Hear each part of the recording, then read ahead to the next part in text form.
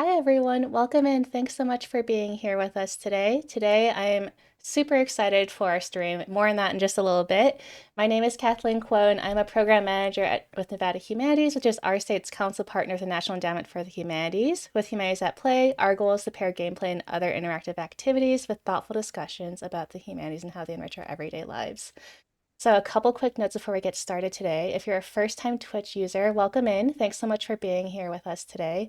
If you'd like to chat with us and ask questions, I encourage you to make a free account, and that way you can actively participate. If you aren't already following us here on Twitch, if you click that follow button, you'll get our notifications whenever we go live. And finally, if you're a newer user of Twitch, we have a very fun feature called a chat command, which is an exclamation point that's followed by a keyword. We have a list of commands that you're welcome to try out in chat today. They're listed in the About section on our Twitch, as well as in the title of our stream today. So today, I am super excited to be continuing our series of Humanities Council staff guests from around the nation. We are joined today by Marco Buentello. Hi, Marco. How are you?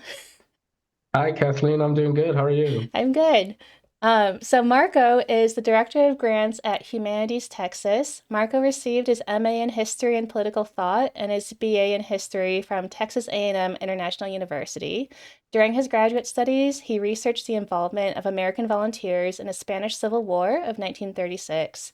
He also worked as a graduate assistant for the Department of Humanities, assisting history professors with class administrations and also lectures. Marco joined Humanities Texas for the first time in 2015, where he assisted in administering the grants program and he also supported the education program.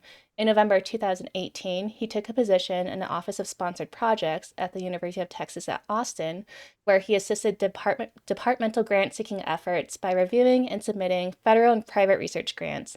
And then finally, Marco returned to Humanities Texas in October 2020, where he now leads the grants program. I wanted to note that Marco was one of the first people who reached out to me when we first launched this program. It was very kind of him. And we finally found some time this month in December at the end of 2023 to finally stream together.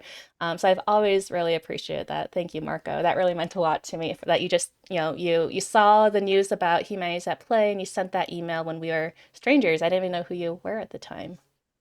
That's right. That seems like forever ago. Yeah. Yeah, I was really excited to see this. I'll just say off the top here that I think this is great. I think it's really innovative, and yeah, I'm really happy about this program and happy to be here. Yeah, well, I'm always happy to find, fellow people who support gaming and the humanities. Marco also suggested the game that we're going to be playing today. So a little bit about that. We are going to be playing a browser-based geography game called GeoGuessr. We're going to guess locations around Nevada and Texas, maybe other parts around the world, we'll see, using Google Street View imagery. So even though it's going to be the two of us playing in a browser, if you want to put in your chat, like your guesses in the chat, please do so. I think it's going to be very fun for all of you to try and play along and guess where we are. Some of you might be familiar with this game. It was actually first launched 10 years ago in 2013. And I guess this kind of had its resurgence in 2020 with the advent of COVID. A lot of new players joined and started playing, became really popular.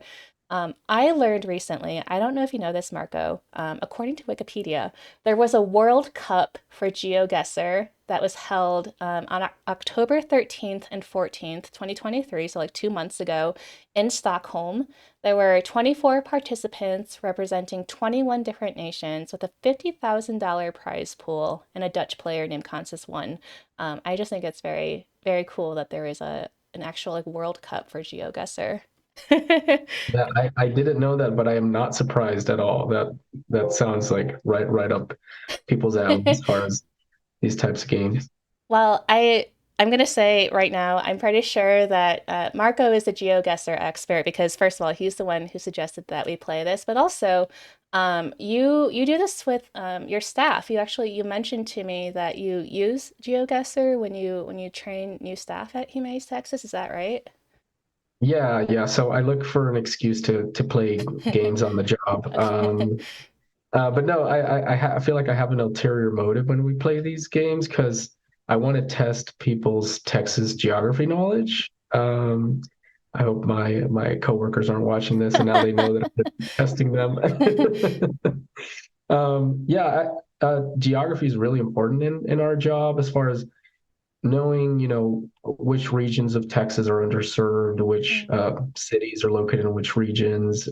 Texas is enormous, so it's a good opportunity to learn Texas geography, learn Texas cities, learn Texas culture. So I try to play it every once in a while. that's really awesome. So, yeah, we're going to be doing our best today to guess locations. Again, feel free to put your guesses in the chat. We're going to be doing this for about an hour or so. Then we'll take a 5-minute break, and then we're going to reconvene for a one-on-one chat and an audience Q&A with Marco, where we can ask him more about what he does with grant making at Humanities Texas and things like that. So, get settled in, get comfy, come ready to test your knowledge of geography with us, and we're going to get this game started.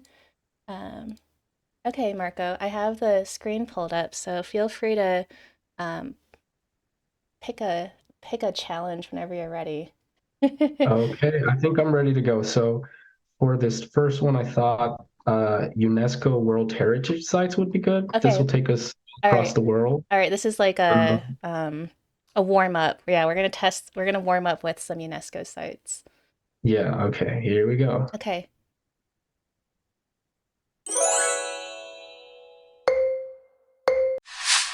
Ooh.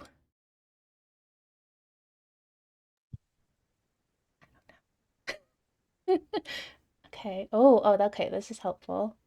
So we have everything turned on. We can move around, scroll Yes. around. My friend is going to be so upset because she would know where this is. I think she did some of her dissertation research here. But I Okay. don't I don't know exactly where it is on the maps. I don't help me.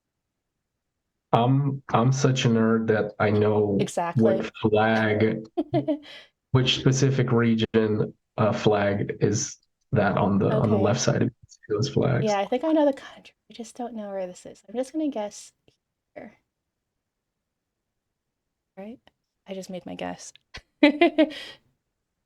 I'm trying not to cheat and look at chat, but yeah, if people want to put their guesses in chat, feel free to do so. I won't look until I guess. Right. I know the region, but I don't actually know the city. So I'm excited to know where this is Yeah, exactly. yeah. Okay, I'm gonna say somewhere here.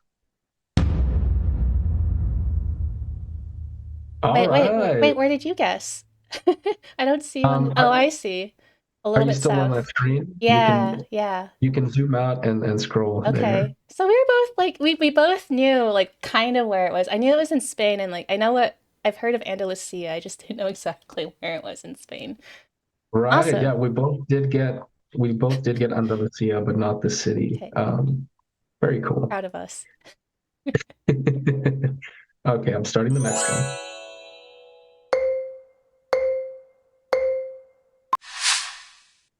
I'm gonna make really funny faces while I play this, so apologies in advance.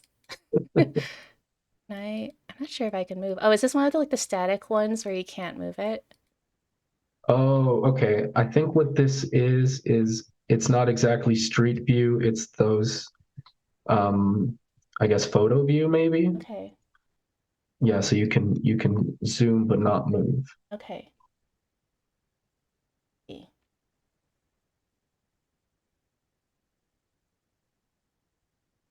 This Art. one's kind of tough. There's not a lot of text anywhere. Yeah.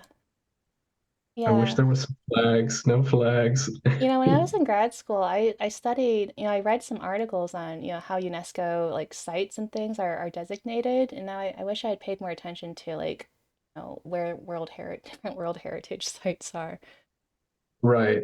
Yeah, I picked this because I thought, there'd be, I don't know, a few hundred sites. I think there are thousands upon thousands, so Hmm. yeah, it's not an easy challenge.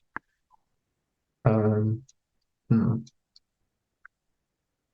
I see some text, and I'm just going to guess. Yeah, same. Okay, I've made my guess. It almost looks like a skate park, says Honey Bunches, welcome in.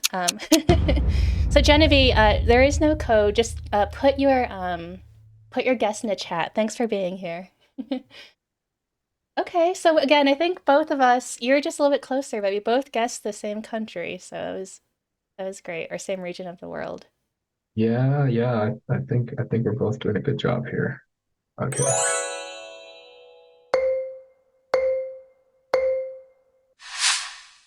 All right. And have you traveled a lot around the world, like outside of the US? Yeah, I've been to several countries in Europe. Um, when I was studying abroad in Spain, I got to go to Morocco as well. Ooh, Um, and visit. I spent a lot of time in Spain. Visited Italy, the Netherlands, and in during my bachelor's, I actually was able to visit Poland through a competition at the university. oh, that's So super cool. yeah, I'm jealous. I haven't been to as many places in Europe. And I'm also going to say right now, I have absolutely no idea where this is. I'm very stuck. Um, but I took, German when I was in high school. And so when I was in high school, we had the opportunity to go to Austria and Switzerland. Um, that was really nice. oh, that sounds great. Yeah, Switzerland's is beautiful. I don't know where I this. feel like France here, but I feel like any Central Europe could kind of fit I in with know. I'd have like I'm gonna this. say like somewhere in Italy because I really don't know. Okay. This is stressful. I was right. More Oh right. wow. Yeah, it seemed colder to me than Italy, but maybe I'm I was just looking at the architecture. I was like, making something. this looks pretty. This looks vaguely Italian. I don't know about I don't know much about architecture, but yeah, it was fun. Nice job. Thank you.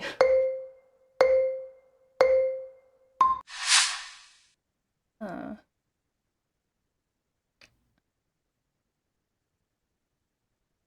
I wonder if all these people knew that. I wonder like how Street View works.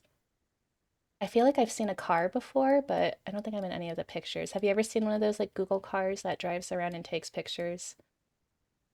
I have, but not when I'm up on a mountain somewhere doing tourism. Yeah, I know. There are some funny shots of like the tourists like in a street view. They're like looking at the camera, so they're probably wondering what was going on. This is another Yeah, place it where just I don't know where it is, so I'm just gonna guess.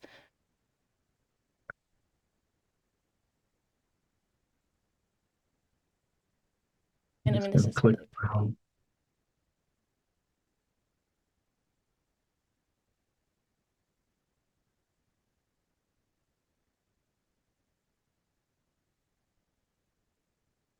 Feel like Spain or Portugal could be I was looking at the pretty red roofs. accurate. I'm thinking like Croatia or Slovenia, but I don't Oh know. yeah, yeah, yeah. Yeah, that's a good guess too. Yeah. In chat, Silver says you had a Google car go past your house when you were younger. I wonder how often they do that. Oh, it was in Spain. Okay, you got this. Yeah, it Okay, seemed like Spain or Portugal. It looks interesting. like it was central Yeah, Portugal. good call. But yes, you're right about the roots and the that kind of Adriatic area. Cool. At least we're in the same continent. I'm gonna say that much. Haven't been super far off yet. Okay, last round. Right.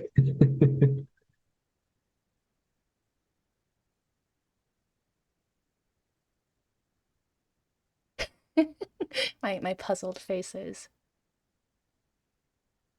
This. Oh, this camera got straight up into people's faces here. Yeah, yeah, it's funny seeing everyone.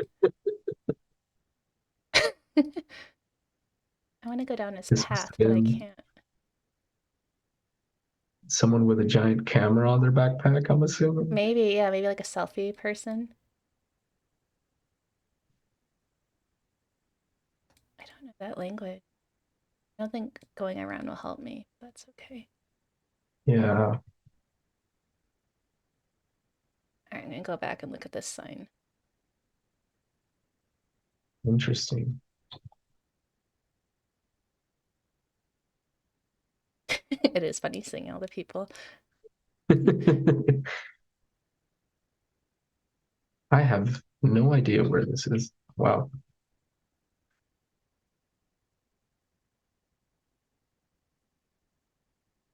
I'm gonna frantically go in one direction.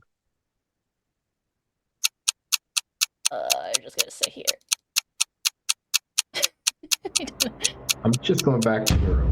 Oh, hey, look at us. That is wild. Nice. Yeah, I was like, the language, it Wow. has to be kind of, I don't know. I don't know how I know ththese things, but I was thinking this sounds vaguely, you know, from this part of Yeah. Europe. Yeah. I get, yeah, I don't know the language family either, but it just seemed like Central Europe, Eastern Europe. Hmm. I've actually been to Budapest before, Okay, cool. in that same study abroad trip. Uh-huh. It's very beautiful. Well, I'm proud of us. I think it was just the one where it was in Portugal. That was where I was like totally off. But for the most part, we've been in like the same country the whole time. It's Yeah. awesome. Cute. Good Awesome. stuff. That was fun. Okay, so do you want to do Nevada or Texas next? Let's do Nevada. Okay. Okay. Are you able to see my map search? No, but that's all right. I know that yesterday, I think the pack that we used was fine. So hopefully they randomize it. Yeah, the intersection guesser or the other one. Um, Yeah. So I don't exactly know what intersection guesser means. I'm assuming it's urban, like intersections, I but it guess we'll has more find out. letters. Yeah. Yeah, let's find out what this one If is. we don't like it, we only have to suffer through for a little bit. All right, Nevada people, let's go. Nevada, let's go. Ooh, wait. This is definitely an intersection. Okay.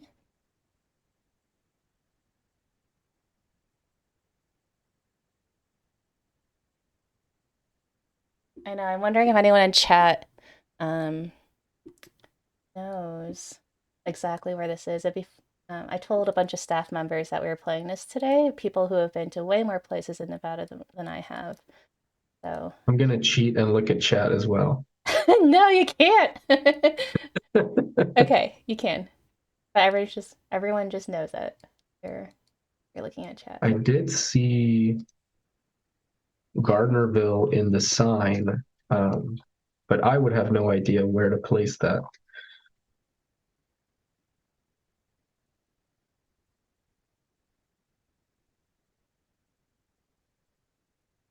20 left. Yeah, I've worked with a few people from around this area. There's a really wonderful nature journalist who lives in Gardnerville. And then this is an area of Nevada I'd like to see more of, kind of this like central western side. Okay, you said central, so I'm gonna go central. Oh,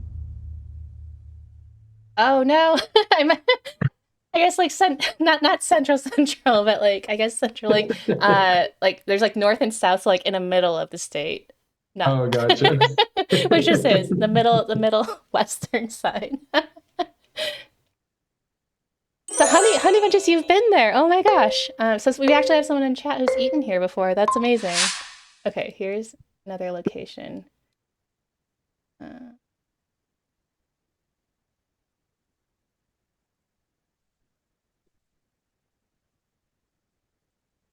oh, I might have been here before.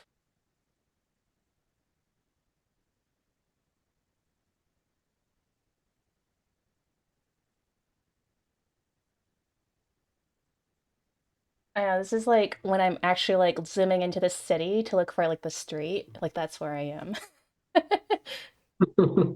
uh,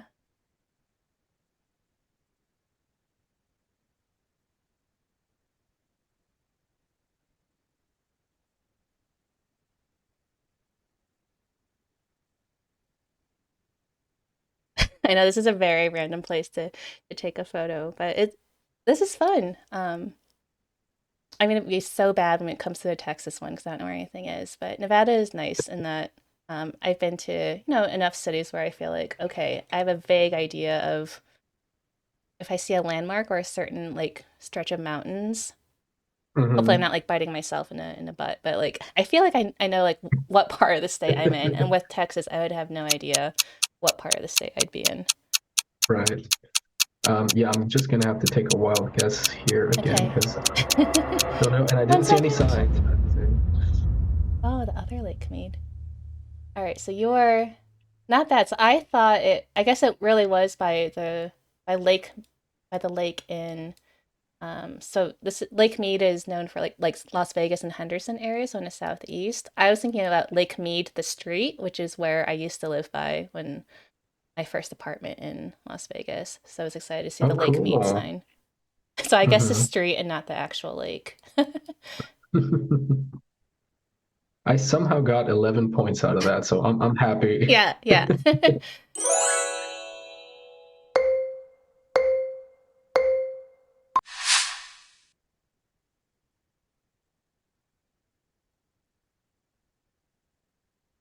Okay.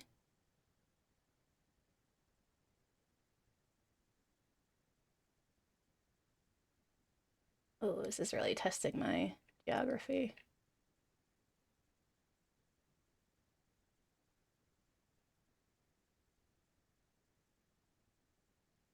I kind of wish there was like background music playing.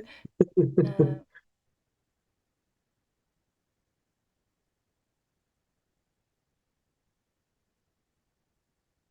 for people in chat who know where this is, or who have a better sense of street geography than I do,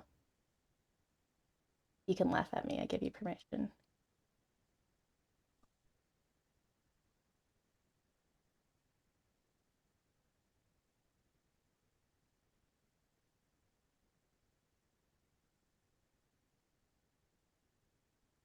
I know it would help if I still lived in Las Vegas, because then I would know. And there's a clue for you. I don't know if you already guessed, but I am not seeing any clues, and I'm gonna have to take a wild guess again. okay, I can't. Okay, so yeah, in a chat, they said go more north. I'm not allowed to cheat. I can't look at the chat. So go more north. Thank you. Yeah, I was like, I Oh know where wow! Craig is. I just couldn't remember what. I couldn't remember if it was a north south or like an east west street. That was something really Yeah. nice about living in Las Vegas. I used to use like certain like north south streets to guide where I was. Like Rainbow Boulevard was like a big one. Lake Mead when I used to live up there. Um, and I knew I had seen Craig before. Like when I saw that in a stand, like I feel like I've seen Craig. I just can't remember which part of Las Vegas it was. Thank you, honey Yeah, bunches. yeah, you got pretty close there. I ran out of time. Oh no, that's all right. Yeah. I'm gonna do horrible when we go to Texas. Okay, here's the next one. And we could also do it. I know this is like intersections, right? So it might be like less scenic areas of Nevada. This is kind of just like neighborhoods, which isn't as fair. Yeah, this one seems pretty suburban. Can you actually use the mountain ranges to tell where you are, or are there too many mountains? You can do that a little bit. I'm not sure. Like, I don't want to assume what city this is because it could be a different city.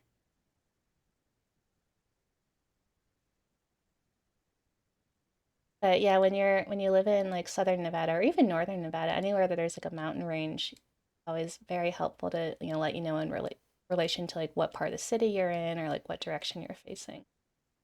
Hmm.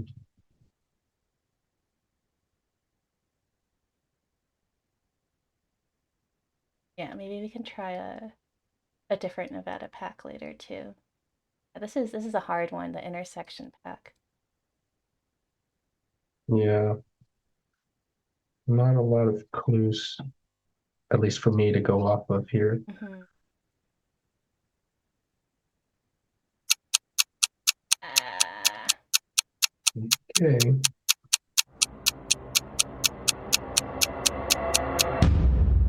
oh, I found the street. I just didn't know. I didn't know the other street. So Wow. most of these have been in Las Vegas. So it's been kind of like an unfair advantage because I was like, okay, I see El Cap. Like I kept going around until I recognized like a street, and I was like, I feel like I used to see El Capitan, and this was just a little bit further south. So this is.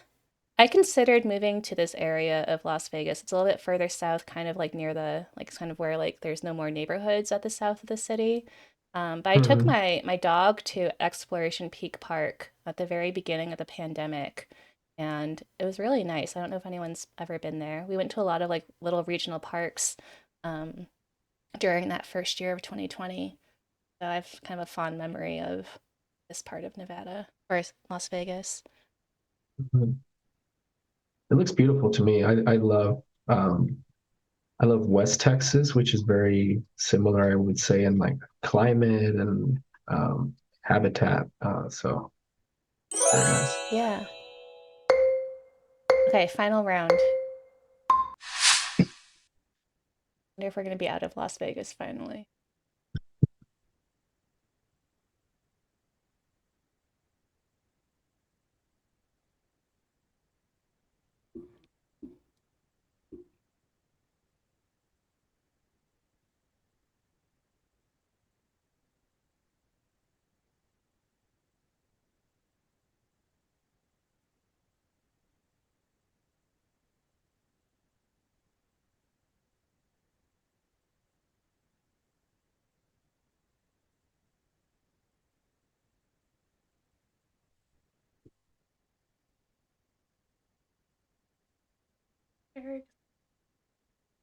Oops.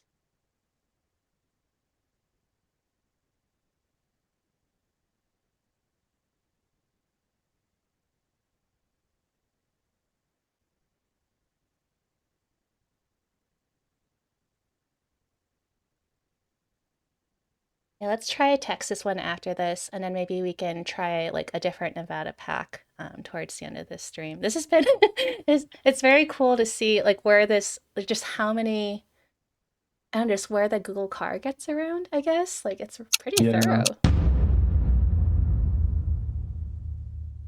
I was 561 yards away. Let's go. I cheated for this You one. did? Did you Google it?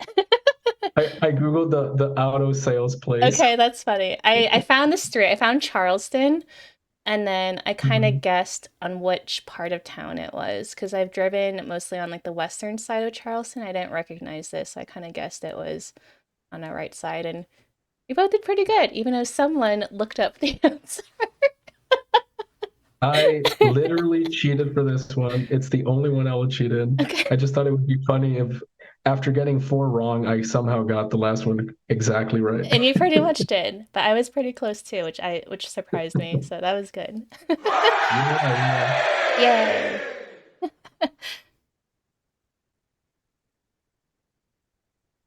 Uh, Good stuff. yeah.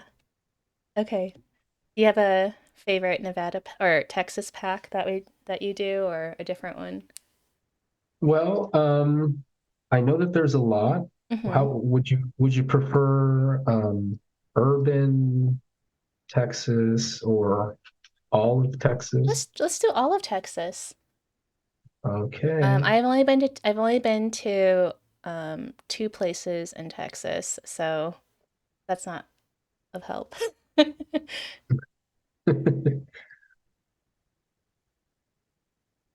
Okay, I here like we how the go. map is literally called all of Texas. That's great.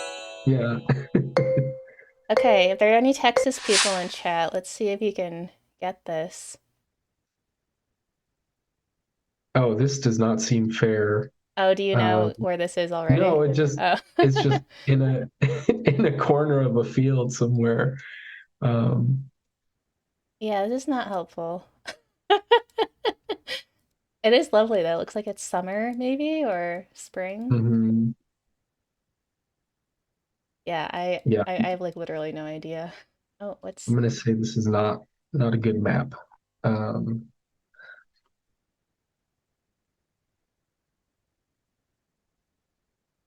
I'm not gonna Google this, but if I could, that would be very helpful.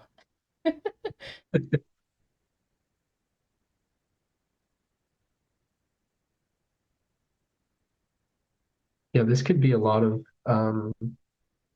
areas in Texas. hmm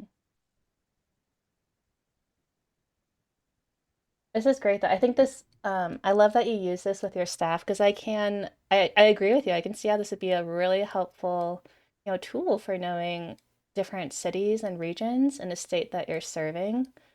Um, Mhm. Really helpful. I know that when I first started working for Nevada Humanities, I didn't know where a lot of things were. This would be great. I'm just gonna guess somewhere central Texas. Really? Is it really there? Oh my gosh. So it looks like that is the Dallas area, north of Dallas. Yeah, because I saw Town of Prosper, but I don't know where Prosper is. Yeah. So I just kind of guessed it was, I don't know, I saw this area that was like, that looks nice. Well, we both got points, so that's We good. did. I know the state that these places are in, so I'll never be outside the state. Right.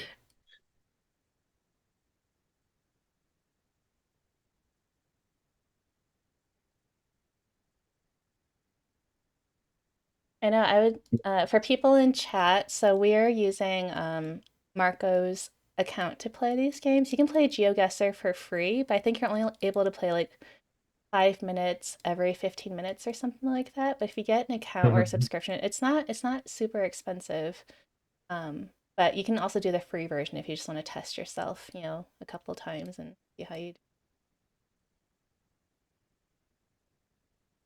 So this map, which is all of Texas, does seem to be any random place in Texas, Okay. because I don't see anything familiar or any landmarks here.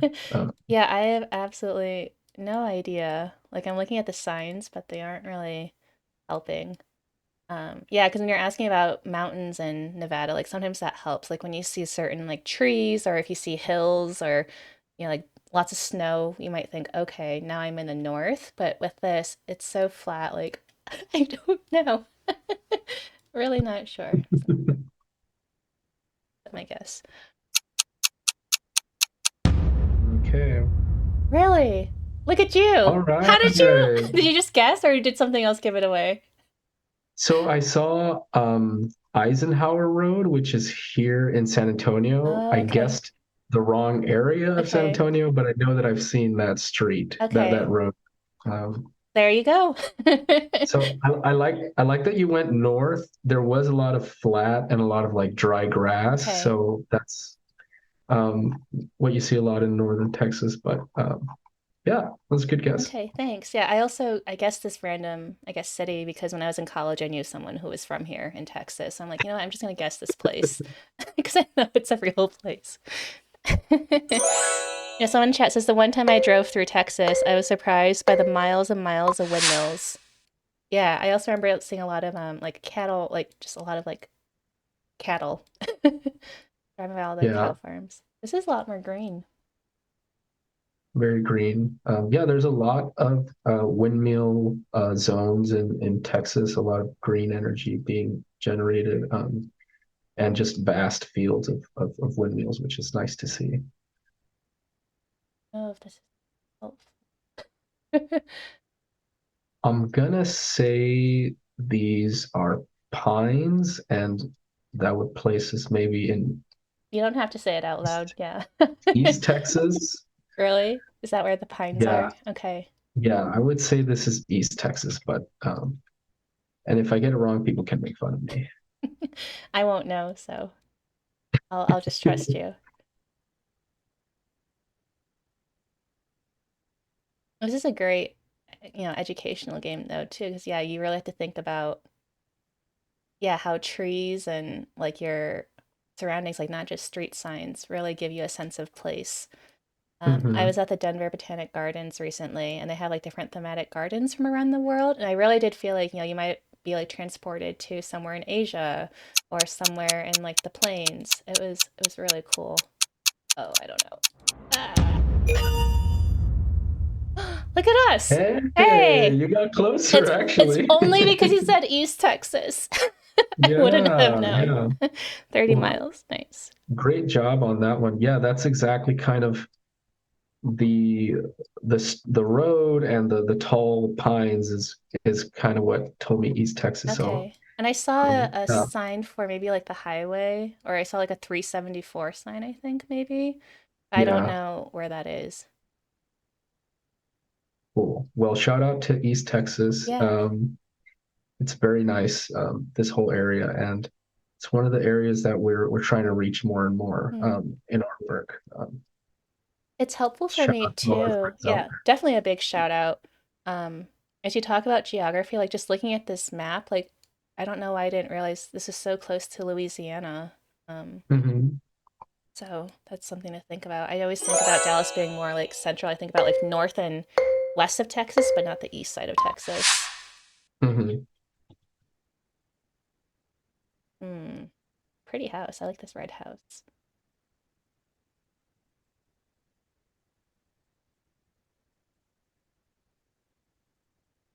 Nothing about this will help me. This immediately feels familiar to me, which may mean South Texas, but I don't want to throw you off either. Okay.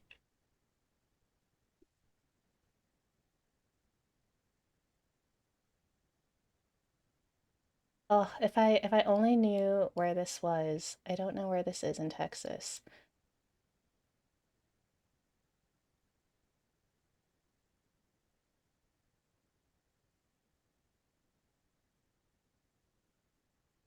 I'm sure people are yelling at me in chat, maybe like where this place is, but I can't look at chat Oh because that would wow. cheat. Um, if you look at my bio, I know exactly. No, I saw it right on the truck, but I don't know where it there is. might be I don't know where it is.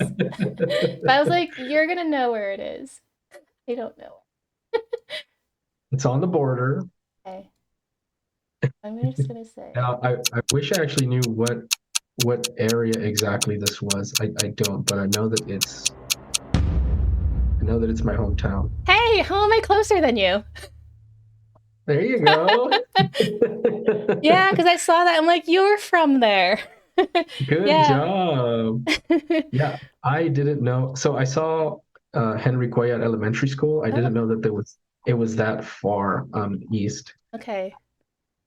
Very Yeah. cool. Yeah, I that's saw my hometown. I saw Nuevo Laredo on the map. So I just kind of guessed it would have been around there. Oh, I didn't catch that. Yeah. I just saw the houses and that just felt familiar. And then Yeah. I saw a school. Yeah. Yeah, the truck that said town or city with a name Very on cool. it. Nice.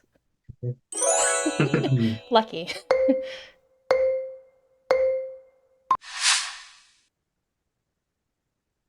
Oh, okay.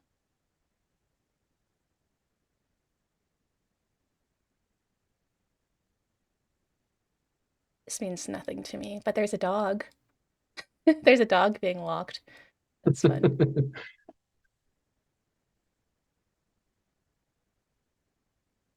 I hit a dead end. Hmm.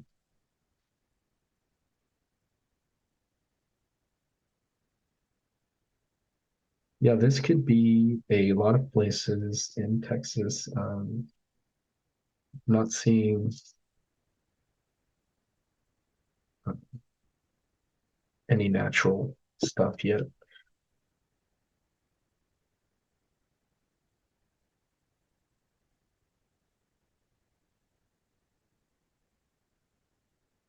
It's hard.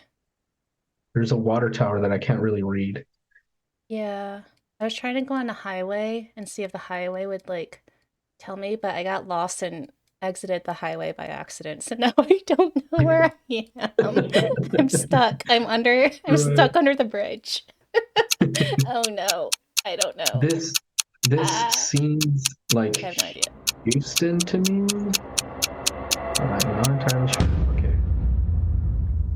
You were so good at this. Okay, there you go. What made you think it was Houston?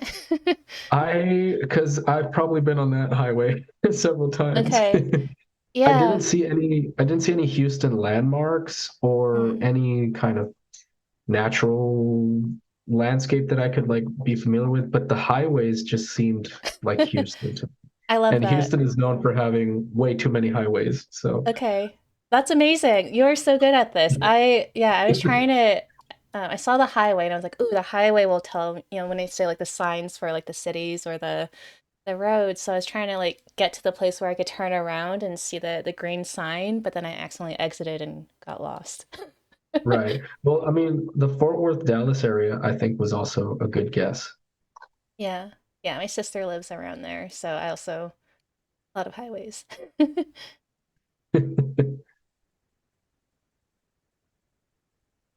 Awesome. Well, that was kind of random places in Texas, but I think it came out pretty well that map. Yeah. Yeah, it was great that one of them was like your hometown. That was really fun to see. Okay, do you want to end on we can try another Nevada one maybe and then see, by Yeah. the time if we have extra time, maybe we could do one more, but I think it'd be fun to go back to Nevada that's not intersections. Because that was kind of Mhm. unfair because it was mostly Las Vegas. So it ended up being like, guess this, guess your streets in Las Vegas. Not fair for you. Right. I'm searching for maybe there is Nevada cities or Nevada landmarks. Okay. And Genevieve, thank you for sharing in chat. I don't know if I said this out loud. Genevieve said there's City Guesser, which is free. You can also play with friends. It's pretty similar. So Oh, yes, City cool. Guesser and GeoGuessr. Okay, I have Nevada loaded up. Perfect.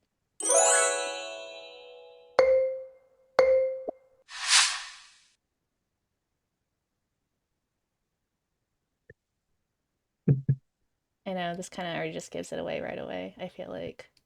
Yeah. I guess it's about who can get closer to Yeah. the exact starting spot. Uh-huh. I've never been. It's on the top of my list. Oh, I don't remember exactly where this.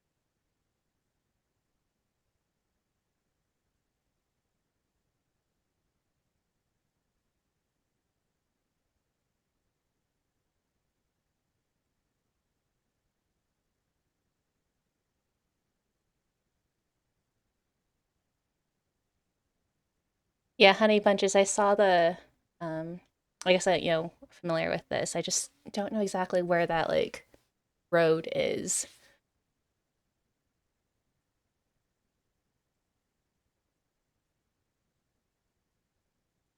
I guess I could have taken a little bit more time. I kind of just guessed right away. Maybe it was on the other side. Yeah, I know Las Vegas. I don't know Las Vegas geography, I guess. So I'm just trying to get close, but Yeah. okay. I think I should have moved here. Oh, nice. Yeah, I think I should have moved to the other side. But Okay. awesome. We are both really close. Yeah, nice.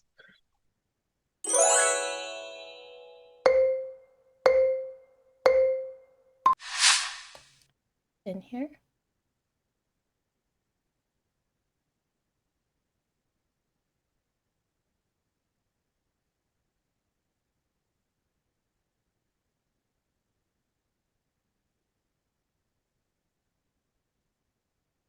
I've been really interested in railroads recently and thinking about the history of immigrant workers who came to Nevada to work on the railroad. So I'm glad that this is one of the locations that we're trying to guess. Yeah, this is cool. My initial thought was, wow, these are almost antique, and I wonder if this is a museum. I think I know Uh, exactly where we are though. So this it is doesn't seem to be a museum though. do you think? I will tell you if I am correct. I think I know exactly where this is. Just be an old yard.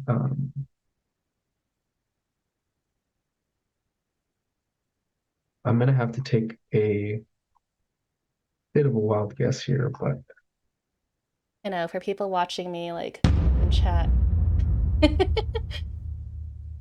I was 108 yards away. So where did you guess? Let's see. wow. You guessed the western side. So Ely, Yeah.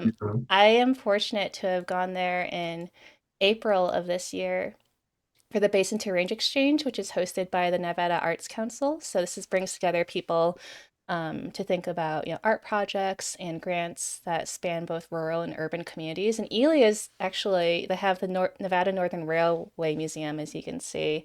So I was like, this looks familiar, but I want to like make sure that I see the museum building and the depot, the East Ely Depot. And when I saw it, I was like, okay, I know exactly where this is because we drove there and talked to the director. So yeah, Honey Bunches is I didn't get to attend that tour during BRX. It was very good. Sean Pitts is the director of I think the East Ely Depot, I want to say.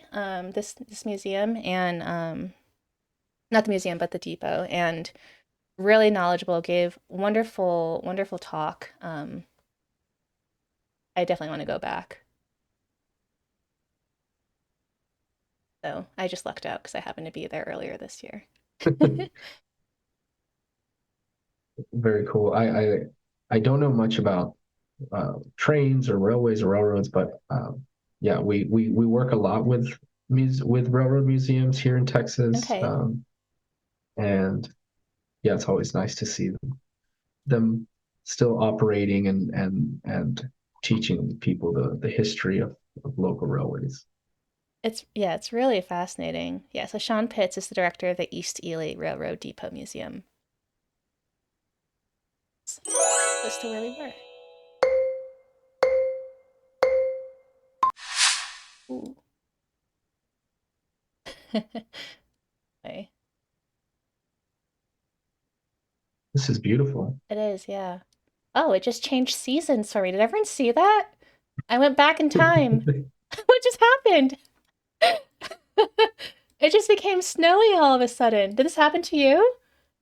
I might have gone the other way, but yeah, sometimes there's old, I guess, footage screens tied with newer ones. Okay, yeah, it was crazy. I just it became winter all of a sudden.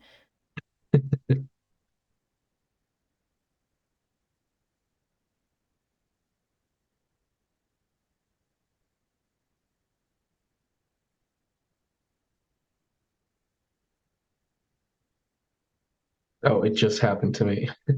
Yeah. This is really beautiful. Mm-hmm. I'm gonna say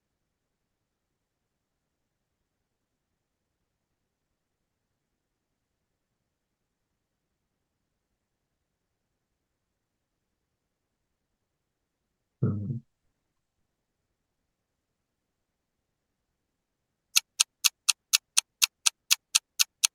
So I see the name of a canyon, but I wouldn't know where to place it. So that's okay. All right, I just went down a street. So I saw the sign for Spring Creek. Did you see that?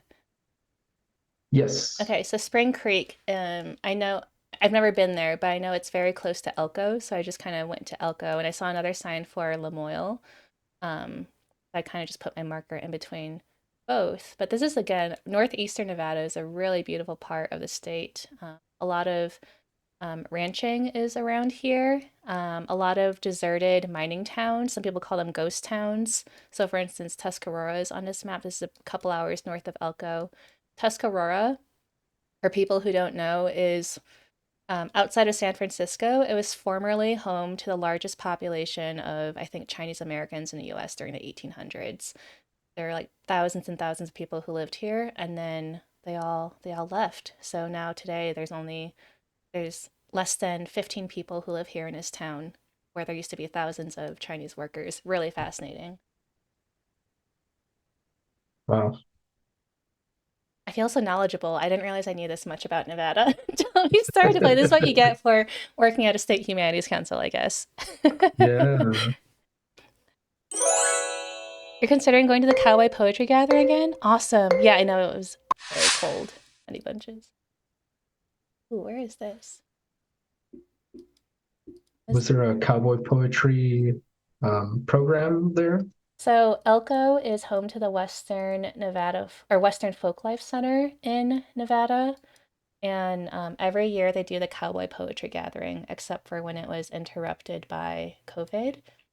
But it usually takes place at the end of January or beginning of February, and it's about a week long.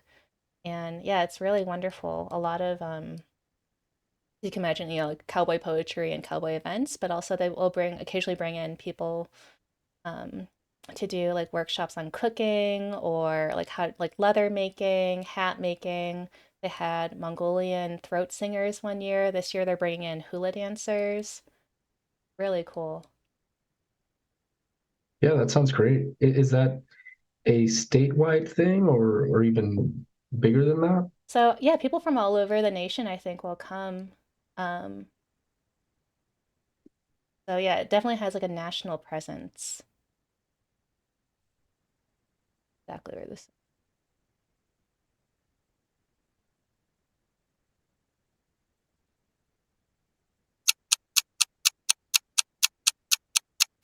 Yeah, Hmm. shout out to Brad McMullen, who So Brad McMullen is currently the folklife specialist at the Nevada Arts Council, but he was formerly the program manager for the Cowboy Poetry Gathering in Elko.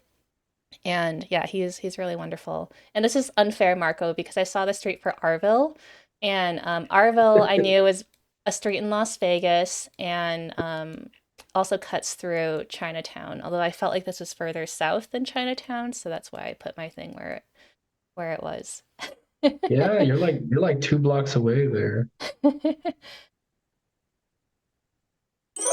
So yeah, fun thing to do with other staff members, or challenge the arts council to a friendly sister organization. There Um, you go. Guest places in Nevada. This looks really familiar to me. I wonder if I've driven this highway. It's a little bit blurry, but I've been wanting to do an organization-wide GeoGuessr competition. yeah. So this is motivating me. Oh wow, there's seems like there's a lot of older um, images on this. Yeah, this is very blurry, and I'm also like going back in time a little bit, or back in seasons. Wow. There's like there. I feel like this gives it away. I'm gonna guess.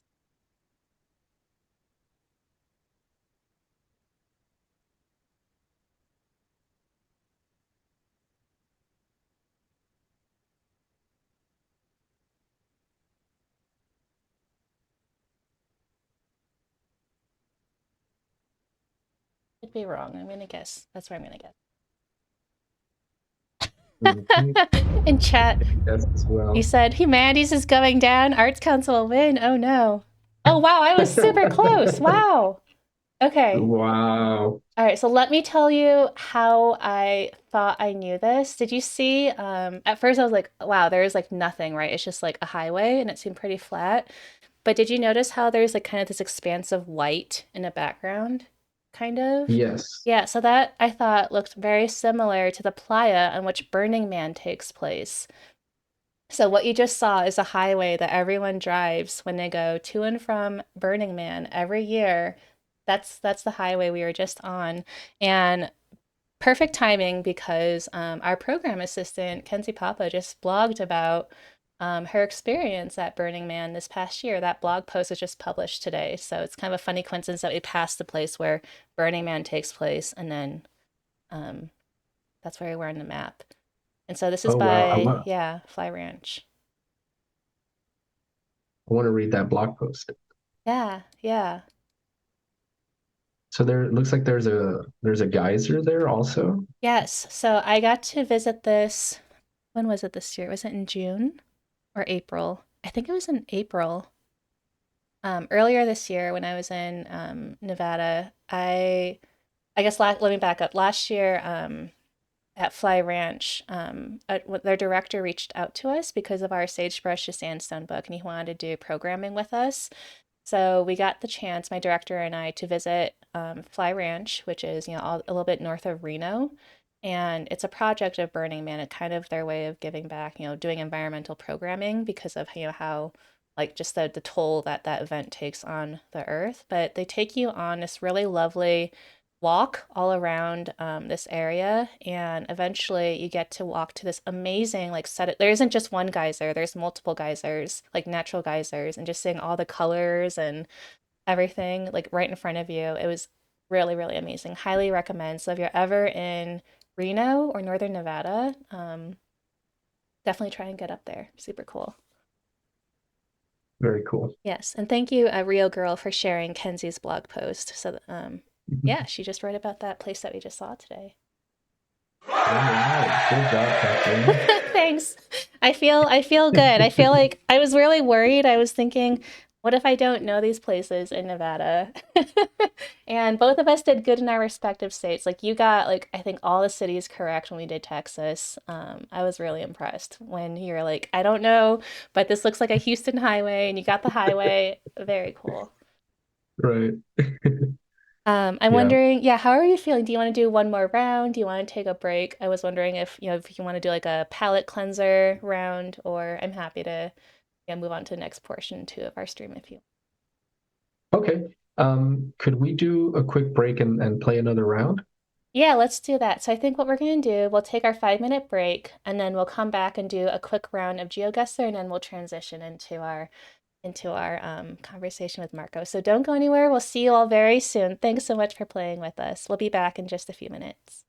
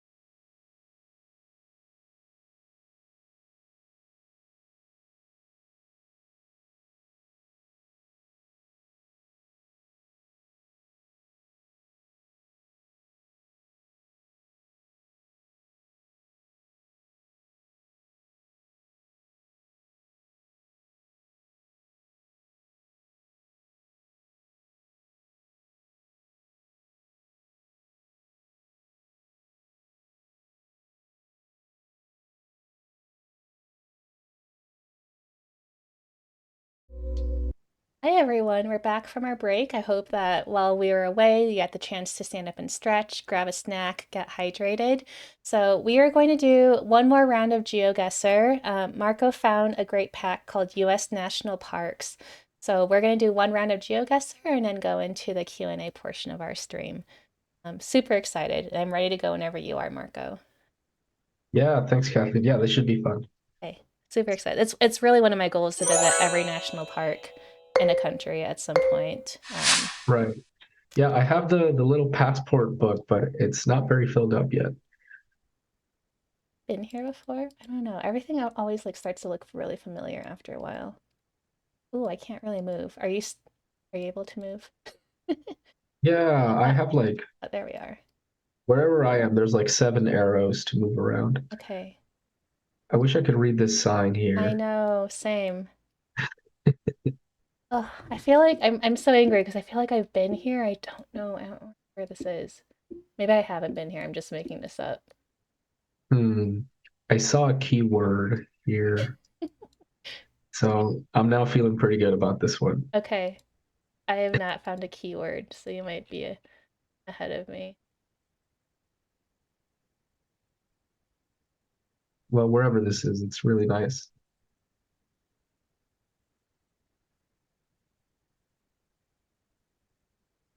Okay.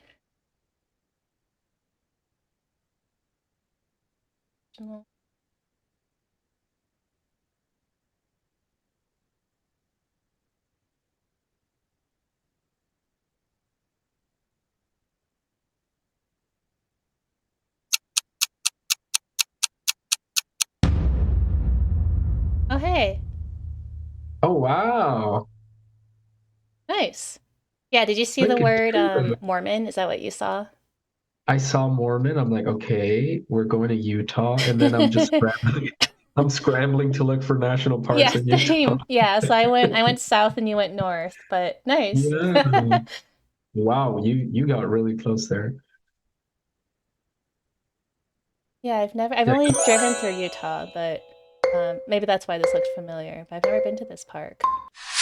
I got to go to the National Humanities Conference in Salt Lake City in, I want to say 2018 or 2017. Okay.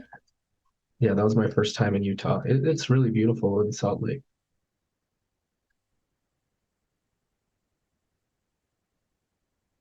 I want to read this sign and it won't let me.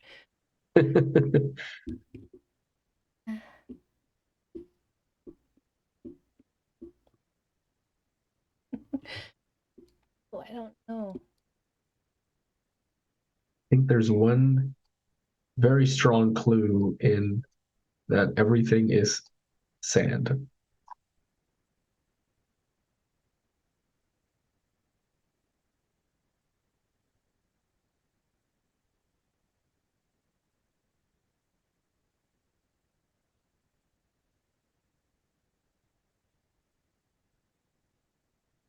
Say- Okay, I put my guess.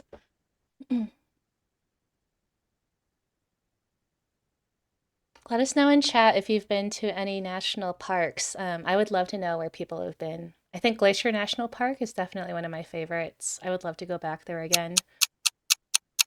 Arcadia in Maine is also really beautiful. Oh, really? Okay, I guessed the wrong one. Is this White Sands? I've been to White Sands. Ah! I was guessing that I got Death Valley, but I've been to White Sands. I got to slide down on the little like you can like rent like the little like plastic coasters and then like scoot down the sand dunes. I've done that. Oh, that does sound fun. Um, yeah, I knew it was White Sands, but I couldn't find it, and Oh, then I scrambled, and looks like I accidentally picked Texas. So, that's okay.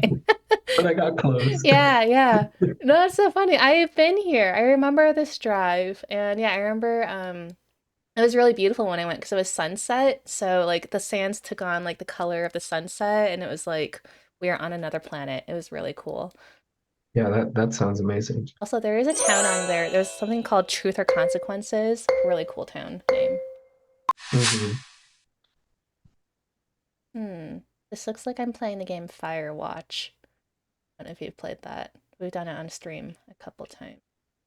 Yeah, I've heard of it. I haven't had a chance to play it yet.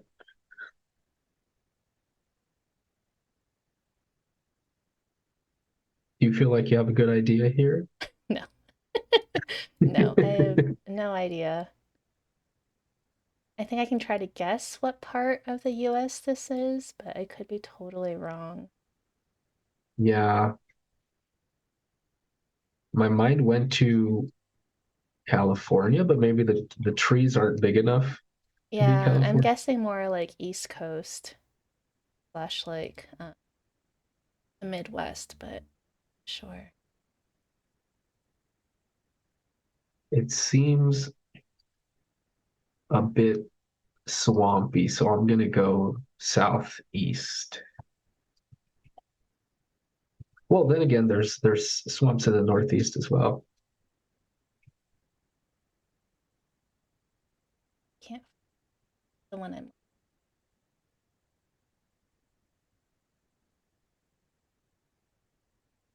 totally wrong. Where? Ooh, closer. Okay, a little bit south. South Carolina. Where is this? Which Okay. park? Oh, okay. Yeah, I was thinking like I got this. I was thinking like Smoky, like the Smoky National Park. I was somewhere where it's like kind of like yeah, kind of humid and that kind of greenery. Cool. Yeah, I feel like we were both Yeah, pretty East close, Coast. all things considered. Yeah, Yeah. Oh, okay. Honey Bunches has been to Grand Canyon, Saguaro, Petrified Forest, Death Valley, Redwoods, Crater Lake, Bryce Canyon, Zion, and Mount Rainier. That is a lot. That's amazing.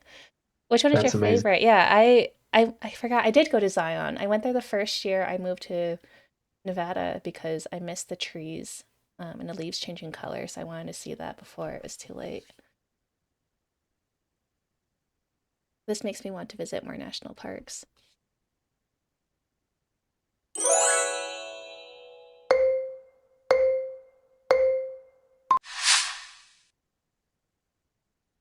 I think Oh I. wow. This is beautiful. Also, how did they get a camera up here?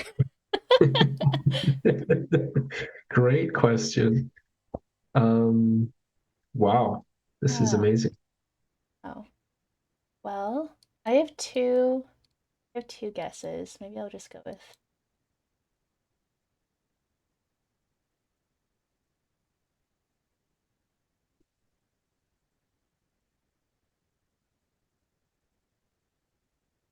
like wrong. So I'm thinking northwest, but maybe even Alaska. I That's know. possible. I was thinking like it's either it could be like yeah, either Montana or Alaska. Not sure. I'm I totally wish wrong. I wish I was up on my Alaskan geography. But Same. hey, I'm just gonna guess up there. Hey, look at that. We were both pretty All close. right. Yeah. So Honey Buncher says Mount Rainier is gorgeous. I would love to go there. We just visited in our honeymoon in September. Amazing. And Silver says, yeah, about how to get the camera up there. Determination and probably a lot of it's your turn to carry it. Yeah. I can see that. Right. Wow, so that's Denali. That's amazing. Yeah, I've never It been to Alaska. I would love to go someday.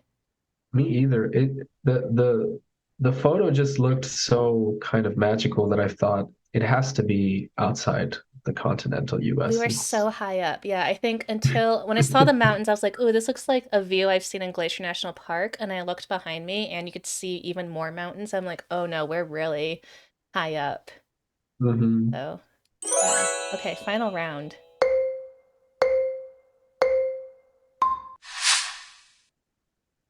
Look at all these people. Oh, where is This this? might be Okay. this might be the most interesting camera so far. Yeah, I think I know where we are. I don't know exactly where we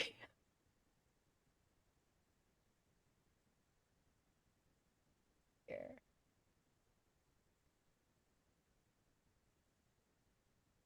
This is incredible. I wonder if this was the the Google team all together, or Yeah, yeah. How did they what get this exactly is view? happening here? Yeah, I know it's called Google Street View, but this isn't a street, it's like a river. It's like it's funny.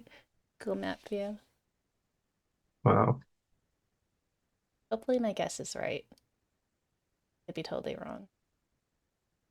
Yeah, I think just instinctually I want to say like Grand Canyon, but I have no idea. I've never been in the area.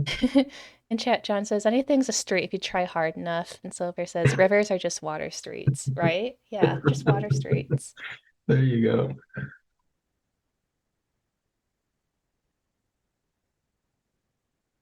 Hey Bunches says my family and I booked a rafting adventure in Grand Canyon for the summer of 2020. We never did it for obvious reasons. Ah, would you go back again? Would you want to do it again? Look at us. I guess we same idea, but where Yeah. is this actually? Oh wow. Okay. Kind of. Is this in Nevada? No, it's just outside of Nevada. Interesting. Wow. We got the right river, it looks Yes, like. we did. We both put a spot in a river. But turns out rivers can be very long. Yes. Yeah, I was thinking, right, both of us thought Grand Canyon, like inside the actual park, but I guess this is part of Grand Canyon West, which I didn't think to guess. Learning a lot here. Yeah. Yay. Well, that was fun. Thank you Yay, so us. much. Yeah, yeah. That was great. I would love to play this again. This was, yeah, really, I was really nervous because I thought, oh my gosh, like my geography is horrible. I'm gonna get all these places wrong. But it was really fun, like really trying to use your sense of, yeah, like your sense of place, like what clues can you get from your environment, whether it's the language, whether it's like a key word on a sign, if it's how the trees look. Really, really cool. Yeah. So thank you. I'm glad you liked it. Yeah. Okay, everyone. Well, this is the part of our stream and of our program where we get to learn a little bit more about Marco and the work he does at Humanities Texas. So, again, thank you so much, Marco, for just, A, suggesting this game and, hosting it so we could play together today. And yeah, this is a ton of fun. I want to ask you, I guess, kind of the way we kind of start these Q&As usually with our first time guests is just to get to know a little bit more about you. So I would love to know, if you've lived in Texas your whole life, like where you born and did you grow up there? And then also, this is kind of like three questions at the same time. So, about Nevada or about Texas and what, if you've grown up there your whole life. Um, what's inspired your love of geography and history? And then thirdly, what brought you to Humanities Texas? And I can ask you those questions again if you forget while you're answering. Yeah, sure. It's a lot. Well, first off, I'm glad that GeoGuessr was a success. When we first talked about this, I'm like, there are a million games out there. I wonder which would be fun, which we could choose, which could kind of share a little bit about my personality. And yeah, I really love geography and traveling, so this was really fun. Yeah, so I actually was born in Laredo, which if y'all joined us earlier, we one of our maps was in Laredo. And like Kathleen was saying, just using your clues to try to figure out where you are. We were in a street, and I've never been on that street, but it just felt immediately like these are the kind of houses I grew up near. These are the kind of neighborhoods. So that was really fun. Yeah, Laredo is on the border. I actually was born and raised in Laredo, but lived on both sides of the border Mm. in Nuevo Laredo as well. Both my parents are Mexican citizens, and have lived on both sides of the Texas Tamaulipas border. I'm currently in San Antonio, but Humanities Texas is based in Austin. I lived in Austin for about 8 years. Wow. Um, Now I'm still pretty close, but trying to find a home in San Antonio. As you all have probably heard, Austin is very packed and very expensive at the moment. Yeah, I love Texas. I love traveling. I've traveled a lot of the state thanks to this job. We've conducted a lot of programs across the state. With any of the humanities councils, we have a statewide mission, so we try to know as much about the state, visit as many places as we can, talk to organizations all across the state and in as many counties and cities as we can. So, um, yeah. I love that. You've seen, so many different parts of Texas. And again, we've really got that across when we were playing the GeoGuessr when you were so familiar with these different places in Texas and you could say a little bit about each one. That was really, really cool to see and hear. Um, so when I was reading your bio, I noticed that your BA and history were both in history, and then your MA was in history and political thought. And of course, you have this love of geography. So yeah, where did that love of geography and history come from? Yeah, so I think early on, we got to travel a lot as a family. That's something I really enjoyed. My dad would try to take us to places in Mexico, usually driving, usually 10, 14-hour trips, which was a lot. And um, I probably wasn't the best child to travel with when I was little, but yeah, we got to visit a lot of historic sites in Mexico, some places in Texas. So I thanks to my father, I got to kind of nurture that Mm. love of traveling and learning local history.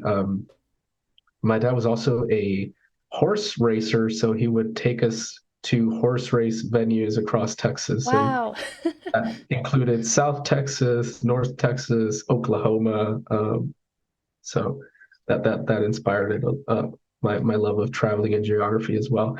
I think I'm just nerdy too. I love flags. I'm big into flags. um, International history, international politics, geography, all of that is things that I enjoy learning about still. You have a favorite flag? Okay, so my hometown of Laredo has a flag that was first created for the Republic of the Rio Grande, which was a republic that lasted only a few months because they were quickly quashed. Okay. But I really like that flag. It's 3 stars on a red bar. I like it. That reminds me also of, I believe, Chicago's flag, which is 3 red stars. I like simple flags, which is one of the key points in vexillology is creating a simple flag that people remember. I feel like I should know this because I spent so much of my life in Chicago and I can't remember for the life of me now. I can see that flag and I think it's like 1 star is for the World Fair, right? 1 star is for was it for the fire? Am I making this up? I could be totally making this up. Someone tell me what those 3 stars are. I feel like I learned this in school because I had to when I was growing up, in middle school and high school Yeah, about Chicago. But tell us what the 3 stars are in chat. Um, so yeah, that's I didn't know amazing. that. I'm very interested in what the 3 stars mean. Yeah, yeah. And maybe Really. this is like totally I'm just making this up. But I felt like one of them is for the World Trade Fair from like the 1900s or the 1800s, and then there's like that big fire that burned everything from like the cow. I don't remember what the Mhm. third one is for. We have a, Cool. a question for you in chat already. So Honey Buncher says, "Did you play a lot of Shepherd online games, guessing countries and states?" Shepherd. I'm not familiar with Yeah, with with Shepherd. I don't know that either. I know that was it Quordle? No, it was Quizdle. There was a website online for a while where there's like a bunch of different quizzes that you can make where you could guess things. I remember I played a lot of that when I was in college, but I don't know the Shepherd online games. Yeah, Hmm. the early internet days. I don't know this one. Super. Thank you for the reference. Yeah, I don't know that one. Hmm. I haven't heard of that, but I do love map quizzes. My dad always had, physical maps around because we would travel a lot. And then I remember having those little wooden maps where you kind of reveal the Yeah, state or uh-huh. the country. Yeah, those. What was it like growing up on the border between Texas and Mexico? So I guess did you grow up in like a bilingual household because your parents are Mexican citizens? And then like when you grew up in schools, like was it also similar? Yeah, yeah. It's interesting because growing up, it was very normal to speak only Spanish, to be among only majority Mexicans in Laredo. So now growing up, I feel like it's actually very special and unique. There's not a lot of places in the US that are so homogenous. So Laredo is something like 90 to 95% Mexican Mm. population. And yeah, we grew up speaking only Spanish, learned English in elementary Wow. school, also learned English thanks to Nickelodeon. Watched a lot of watched a lot of cartoons as a kid, and I think that honestly really helped because I picked up English pretty quickly. Hmm. Um, and yeah, it's again it's not normal because we lived on both sides of the border, not speaking English, being able to function through life without speaking any English because in Laredo all the businesses, restaurants, organizations, institutions speak Spanish as well. So um, it was unique, and I'm glad that I was raised that way, and thankfully I've been able to remain bilingual, and I get to share that and my culture with other people from Texas because yeah, it's the borderlands are its own unique Hmm. place. There's no really other place like it. All the Southwest borderlands. Yeah. Yeah, no, thank you for sharing that. And yeah, I feel like this would definitely, affect and enrich, the kind of work and communication that you do at Humanities Texas.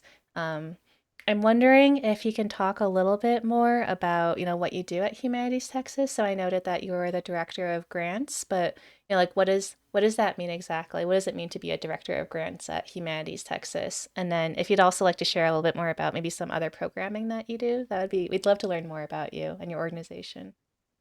Yeah, that would be great. So yes, I'm the director of grants. We have a three-person grants team, which I feel like A lot. is a pretty good size for a council. Yeah, Yeah. yeah. A lot of councils have a single grants officer, and sometimes that grants officer does programs as Mm-hmm. well. So Yep. we have a pretty hefty grants team in Texas, and that's something that I'm happy about. Um, so we receive grant applications for public programs. I want to say every week, sometimes every day. We get Wow. applications for mini grants. So these grants will fund smaller programs taking place somewhere in Texas, sometimes online, a lot of them in person. And as a council, we get to fund those programs through our grants program work. Um, so a lot of the job is just reading applications, reading emails, talking to people. And I think what's really special about the job, aside from getting to act like Santa Claus and giving people money, which is really fun, is just getting to interact with people from all over the state, people that maybe aren't very familiar with the humanities generally or familiar with grants, and they come to us wanting to fund, a book club or an author talk or a public lecture. So you get to meet all these different organizations across the state, get to meet all sorts of people, and um, if if they submit a successful application, which is mostly the case because we try to work with them closely so that they can submit a successful application. Part of the job is actually getting to see the whole thing take place. So you see the application, you fund it, the program takes place, you get to read the final reports and get to see this kind of real life um, impact of your work, which is really awesome. Yeah. I like that you say, yeah, it's great that you can fund so many different types of programs in Texas. Are your grants panel reviewed? This is a question from the chat. So no panel per se. The mini grants are reviewed by staff and approved at the staff level by the executive director. The major grants are reviewed by our grants review committee, which has currently 5 board members. So it's a kind of like a panel, but it's not external. It's all in-house. And before that, the staff will review to make sure that applications are complete and make sure that we can present as good an application as we can to our board before they Mm. they review and approve those grants. Yeah, I was so, I mean, it's amazing, but I was like shocked to hear that you get, grant requests, like nearly every day or like so frequently because yeah, Texas is a huge state with a ton of people who live there. And this ties into another question in the chat, with Texas being so large, like are those grants competitive because you get so many requests and applications? Yeah, so we're very fortunate that with the mini grant, we're able to fund any eligible program that comes in. So the mini grants are really the ones that come in all the Mm, time. They and now with our online portal, they can come in at any moment. We try to have an open rolling deadline to try to be as accessible as we can to folks. Um, so thankfully, those don't have to compete with each other. We have enough funding to where if you have a eligible, well put together proposal, you're going to get funding for a mini grant.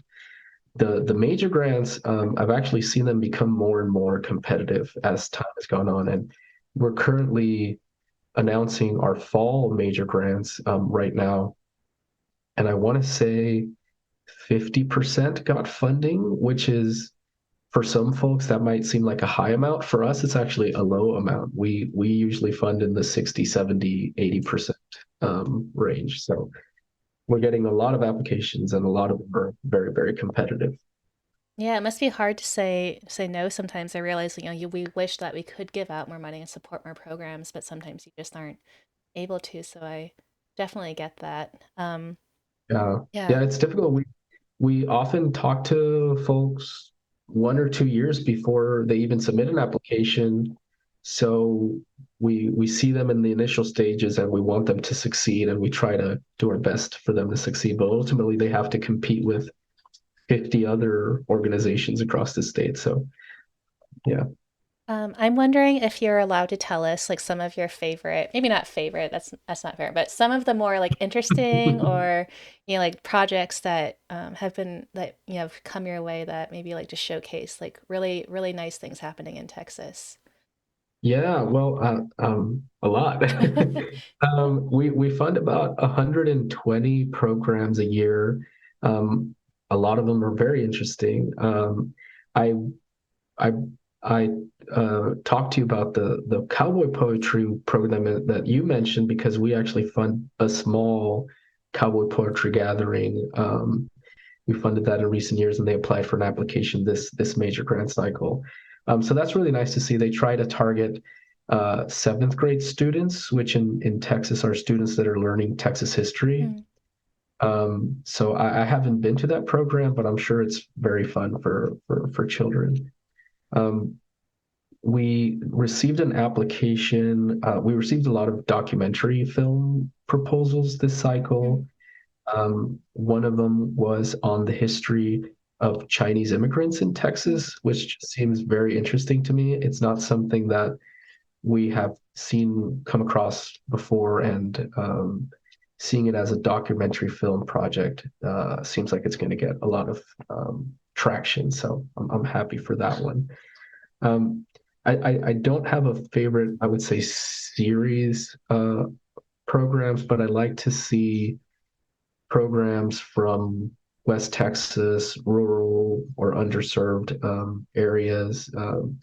Oftentimes, those organizations are run by a single person and maybe a volunteer, so they're not paid to do this. So for them to see them put on a program and get funding is probably one of my favorite parts of the job. Yeah, that's really amazing that you can make these things happen. So it's really special. I'm just going to read a couple comments from chat. So yeah, 50% seems competitive. She writes, I think I saw California is about 58% for arts grant. I don't know about the Nevada Arts Council. So yeah, sometimes it can be really competitive for grants. I'm going to back up a little bit. So just to switch topics. So Honey Bunches asks, my family is from Imperial Valley, California, and now many live in Nogales or Arizona border. Sonora, Flora tortillas are the main choice for tacos and corn in California. What's the preferred in Texas? Great question. Yeah, that is a great question. It's I feel like there's contemporary debates about this. It's a heated topic. I was raised on flour tortillas in North Mexico, so North Mexico has more wheat. It's Mm. more.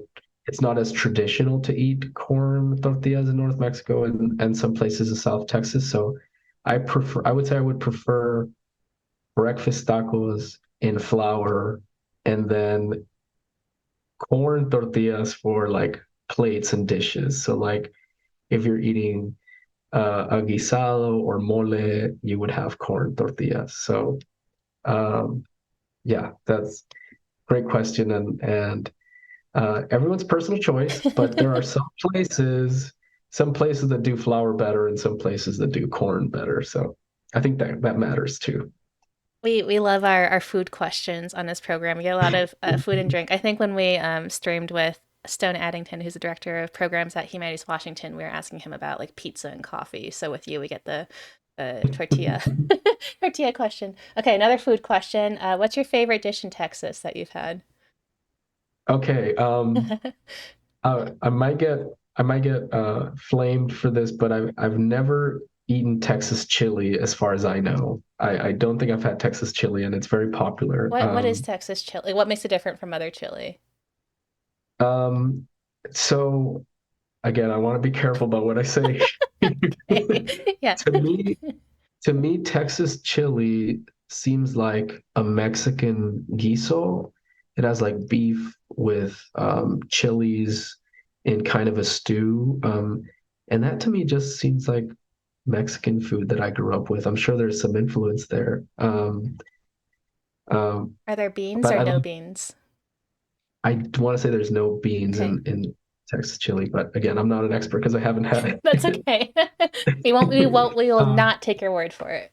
I I I am a food snob when it comes to Mexican food. I'm okay with Tex-Mex. It's very popular here, especially in San Antonio. But I prefer Mexican food. And on the border in Texas, you do get a lot more authentic Mexican than Tex-Mex. Mm. So I would say any kind of like stew or guiso, as we say, or I love mole enchiladas are great. My Probably my favorite go-to. Sorry, my dog's It's barking. okay. We love dogs on our program. Yeah, I love chilaquiles, and I will eat. I can eat chilaquiles all day. So Okay, those are good. Okay, Google tells us that Texas chili is different because it doesn't contain beans or tomatoes or tomato products. It's mostly meat. So I think mhm. you are right there. Um, I guess this is a little bit of of a tangent, but I watched, I think it was Top Chef Dallas. Have you seen, I don't know if you watch any of the Top Chef programs, but I always like watching them when they travel across different parts of the US. So I would recommend watching it if you haven't and getting to see like where all the chefs go and the kind of challenges that they have. It was a fun season. I will check it out. We have a lot of Top Chef fans on staff. Really? Okay. Nice. So I guess I'm going to move a little bit back, sort of to your I guess I'm still curious about what you do at Humanities Texas. I know that a few years ago, I believe during the pandemic, maybe it was in 2020, did you win the Shorts Prize for your teacher workshops? Was that year or is that the following year? um, I believe that was I Humanities Texas. Yeah, we won the Shorts Prize for our teacher workshops. I don't remember which year, but I know that it was not too long ago. Hmm. 2020 sounds right. Yeah.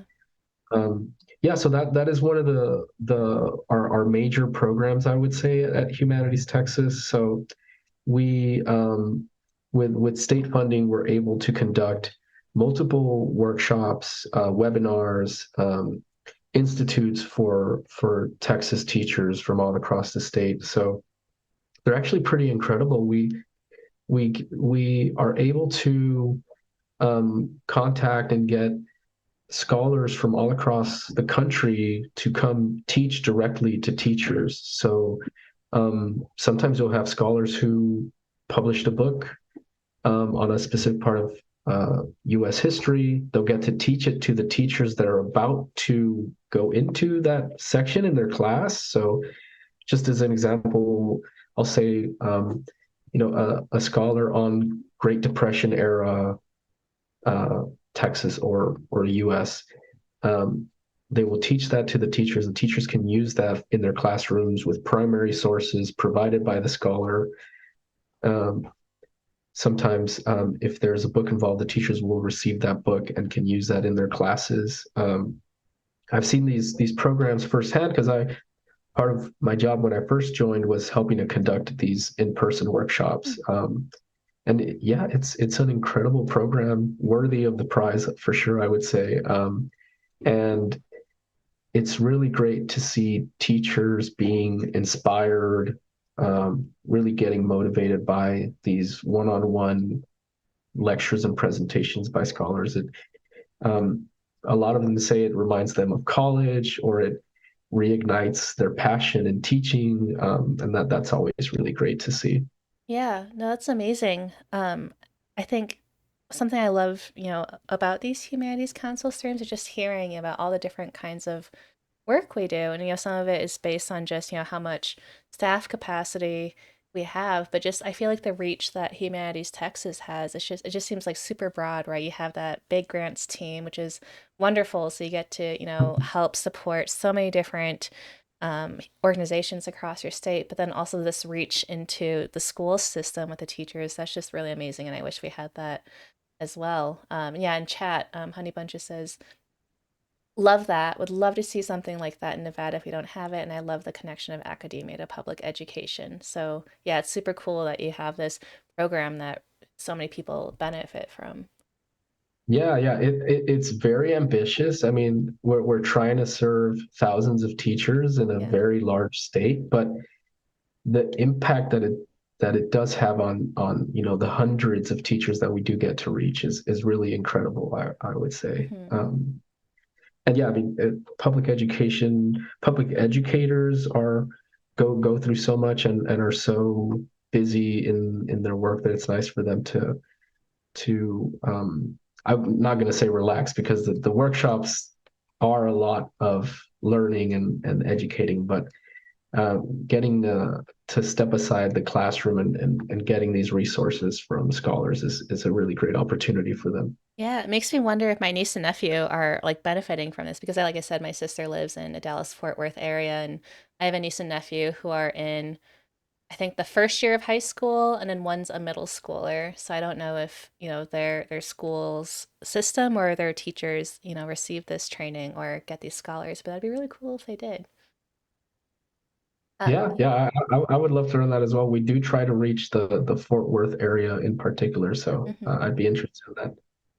We had another food question for you, so I'm going to go back to that. Does Tex-Mex vary from west to east? Do you know the answer to this? Yes. Okay. So El Paso Tex-Mex is, I would say, very similar to New Mexican food. Um,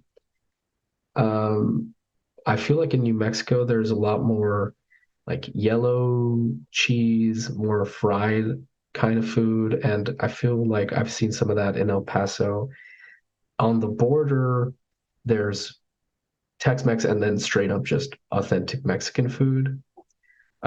Houston is wild. Houston has all kinds of food, inspiration and culture, so it's kind of its own thing. But um, I would say the center is San Antonio Tex-Mex, and that's maybe what people associate with traditional Tex-Mex type food. So you live in San Antonio now, but you said you lived in Austin for 8 years. Is that while you were in Yes. school, or what were you doing in Austin? Oh no. So I grew up in Hmm. Laredo. I got this job opportunity at Humanities Texas and moved to Austin Okay. to work at Humanities Texas. So I was there for 7 to 8 years and then just recently moved down to San Mm. Antonio. And there was a huge debate. There still is a huge debate on which city has the better breakfast taco. And Austinites think that they have the better breakfast taco. San Antonians get offended that anyone would suggest it's not.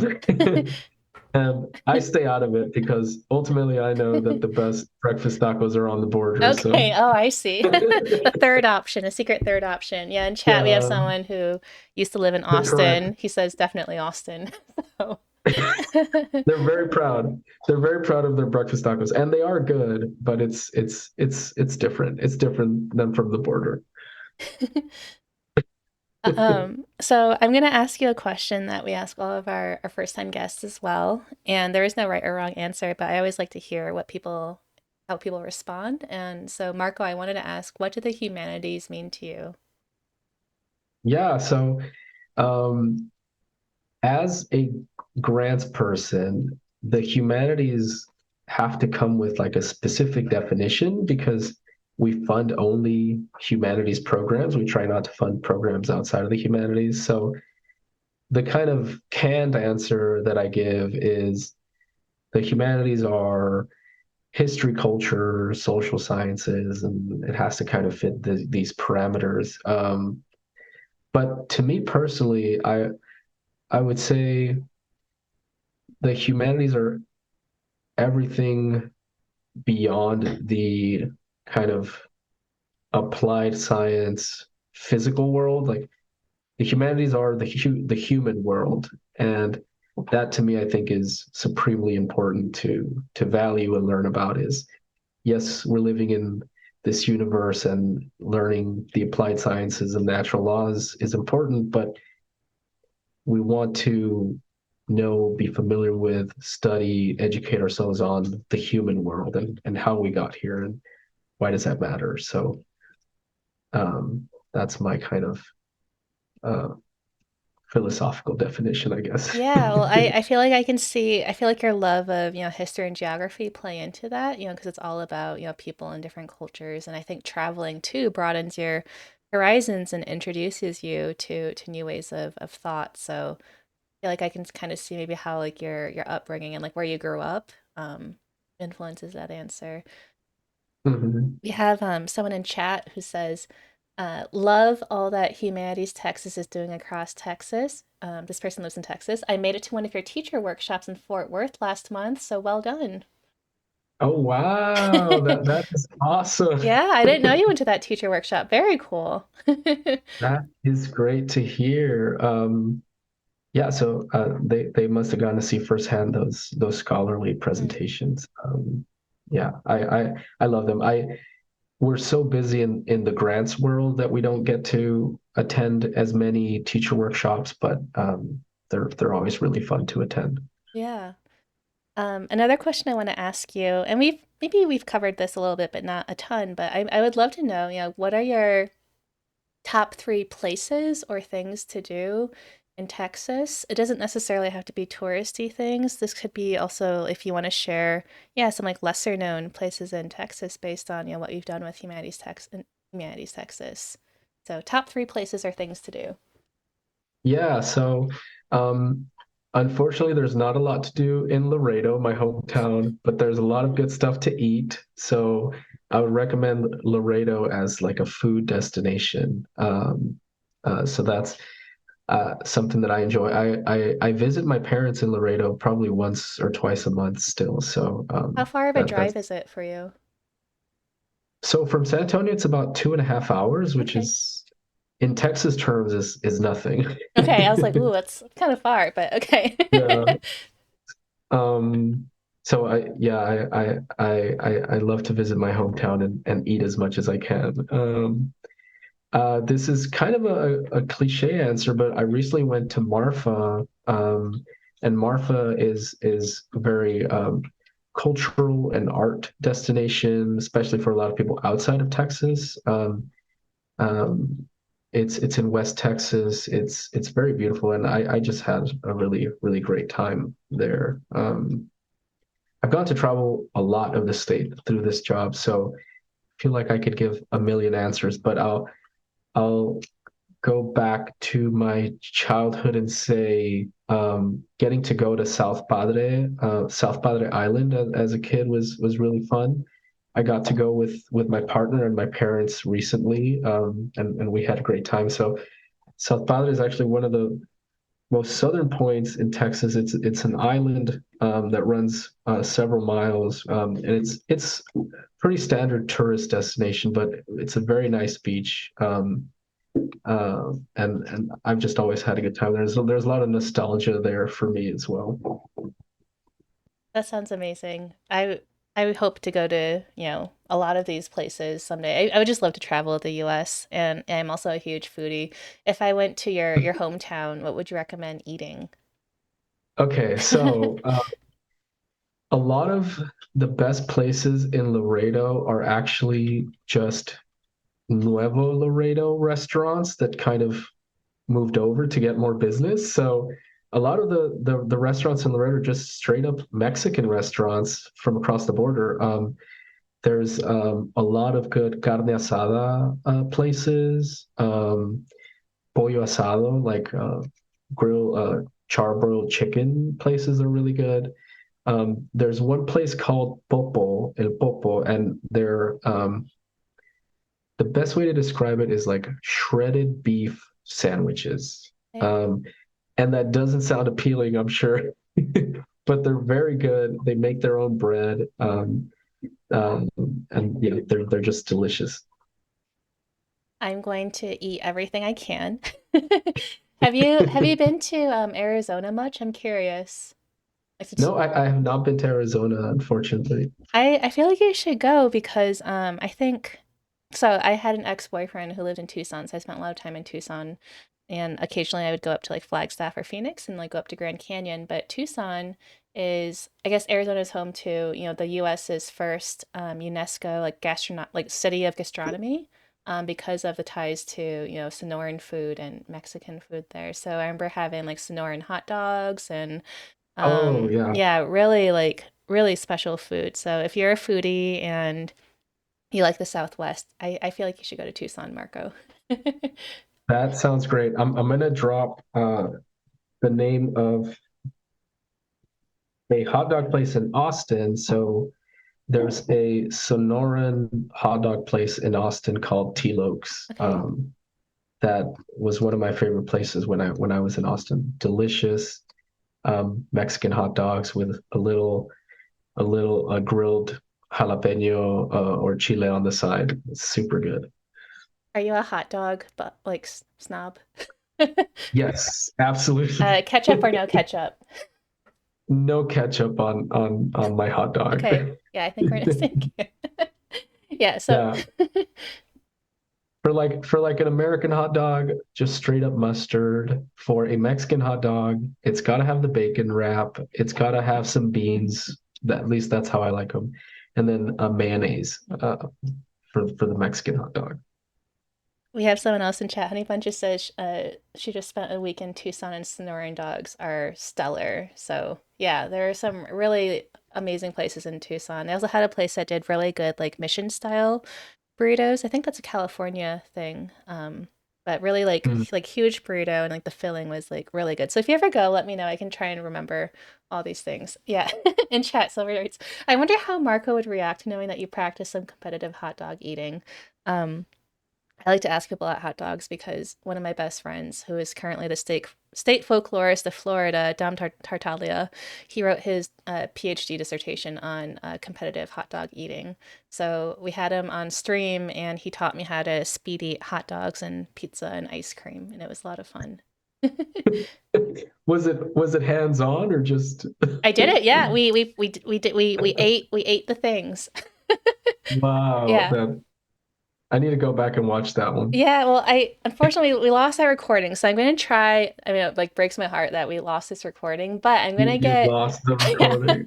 I'm gonna get Dom back on because I think he was a great guest, and we love folklore in this program as well. So I know I'm so sorry to everyone in chat, but yeah, we're gonna have Dom back on it at some point in the future, and yeah, we there's this whole strategy of like dunking the bun into water. It was super gross, effective, but I've seen super that. gross. A lot of newfound respect for professional hot dog eaters and pizza eaters. So Marco, I guess before we end today, again, thank you so much for, just hanging out with us. Is there anything else that you would love to share with us about your work at Humanities Texas? And again, if anyone has any last, questions for Marco, feel free to share them as well. I had a really wonderful time, yeah, playing GeoGuessr with you and getting to learn more about you in Texas. Yeah, well, I guess I should just plug our work, our website, our social media. It's hearing someone from Chad attend one of our workshops is just crazy. It's amazing. So if you go to our website, humanitiestexas.org, you can see events that are taking place around Texas. So if you're ever in Texas, there may be something cool happening near you. We also have our newsletter, which is monthly, and we get to share a lot of Texas culture, history, and also things that are happening across the state. So please check out humanitystexas.org, subscribe to our newsletter, check us out on social media. Yeah, I just like to thank you for inviting me. If anyone in chat or viewers aren't already familiar with humanities councils, please check out your local humanities council. It does a lot of good work. I know because I know Kathleen and I know dozens of other people across the country, our fellow humanities staff. So yeah, I'm just really proud to be part of this community, and would love the chance to promote all our work. So thank you for that. I can also say that Marco is a real 3D person because I finally got to see him very briefly in person in November in Indianapolis. Was it November? October at the National Humanities October. Conference. I don't know where time is going, but yeah, Marco saw me. I didn't even say, I think it was like the last day, and I was about to head out, like I was leaving the hotel, and you saw me and you called my name, and it really meant a lot to me because I think sometimes. Um, we see people's names or maybe we see them on Zoom, but we don't always like really know people in our community unless you get to see them face to face. So just getting to meet you in person very briefly was really, really nice. Yeah, that was great. I think we were both about to step Yeah. outside the hotel Yeah. and we saw each other. So that was really Yeah, nice. yeah, it worked out. I have, I guess, two more quick questions before I end our stream today. I'm actually curious. Do you do any work with the Arts Council in Texas? Like, what's the relationship with Humanities Texas and the Arts Council? Yeah, I would say we consider ourselves partners in our kind of general work. We don't coordinate all that often. I wish we coordinated more. We're both in the grant making world, and in supporting programs. Um, One of our new staff members is actually from the Texas Commission on the Arts, and she came to us with a lot of experience. So we're very happy about that. Um, but yeah, we don't specifically work on programs or efforts together, but we are, um, consider ourselves cousins, I guess, Yeah. in the arts and culture world. I wanted to ask because yeah, we have someone in our chat who's from the Nevada Arts Council, so they've been asking some really, really, great questions about grants and sharing their thoughts in the arts. So I was curious about what your relationship was with the Arts Council in your state. Mhm. Man, I feel like I'd ask you a million more questions. So I'm kind of torn between asking you to design like your ideal flag or asking you a question about, kind of some of your favorite video games. Maybe I can cheat and just ask you both those questions to end our stream. Yeah, yeah. So there's actually a lot of flag games. So like the paradox type games like Victoria and Crusader Kings have a lot of flags that you can like design for your country or your kingdom. So those are always fun. Do you spend a lot of time doing that? Um, any kind of game that asks me to create a character or an item or a country, what have you, I spend way too much time doing that. So yeah. Um, I'm currently playing Dave the Diver a lot. I love Dave the Diver. We played it on stream with actually Stephanie Chill from Florida Humanities, who was formerly a grants person. Now she does programs for Florida. Yeah, it's a very well, I was gonna say relaxing, but then Some a bunch of unrelaxed. there's some sharks in the game, but that's a fun game. yeah, I hope I answered both your questions there.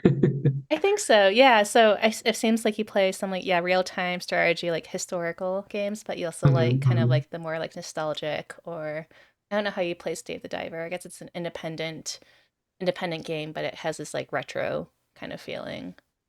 Yeah, yeah, I enjoy indie games. There are so many now, but yeah, Dave the Diver is a good one. Well, on that note, well, A, check out Dave the Diver, but I'm going to let everyone know. So, next Wednesday, we're going to be back on stream December 13th at 12 p.m. Pacific. We're going to be continuing our playthrough of Heaven's Vault with Josh Webster from Great Basin College.